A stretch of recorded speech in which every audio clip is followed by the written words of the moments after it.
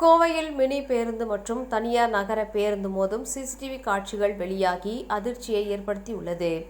உரிய நேரத்திற்கு இயக்குவதில் 2 பேருந்துகளுக்கும் ஏற்பட்ட பிரச்சினை, பேருந்துகளை கொண்டு மோதிக்கொள்ளும் சிசிடிவி காட்சிகள், கேள்விக்குறியாகும் பயணிகளின் பாதுகாப்பு.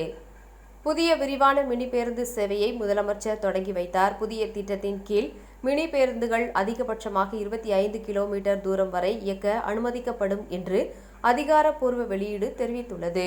சேவை இல்லாத பகுதிகளுக்கு சேவை செய்யும் வகையில் இத்திட்டம் தற்போது மாற்றி அமைக்கப்பட்டுள்ளது.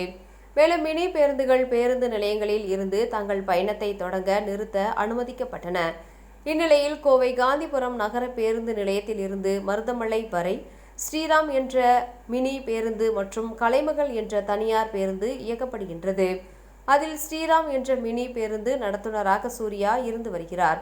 இந்நிலையில் கடந்த வெள்ளிக்கிழமை கலைமகள் என்ற தனியார் நகர பேருந்து காந்திபுரம் பேருந்து நிலையத்தில் மாலை 6:15 மணியில் இருந்து 6:25 மணி வரை அதிக நேரம் நிறுத்தி பயணிகளை ஏற்றிக்கொண்டு இருந்தது.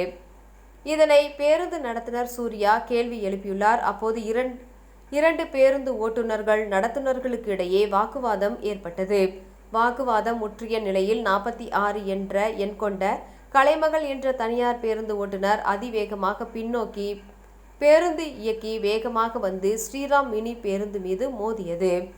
இது குறித்து ஸ்ரீராம் மினி பேருந்து ஓட்டுநர் சூர்யா காந்திபுரம் காவல் நிலையத்தில் புகார் அளித்துள்ளார்.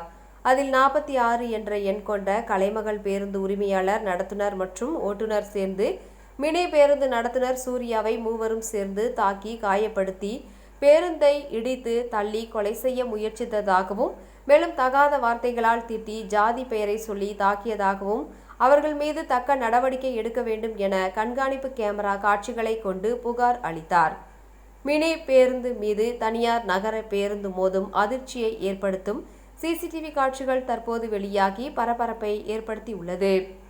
இதுபோன்று பேருந்தை இயக்கி மோதி விபத்தை ஏற்படுத்தும் ஓட்டுநர்களால் பொதுமக்களின் பயணம் பயமாக மாறியுள்ளது குறிப்பிடத்தக்கது.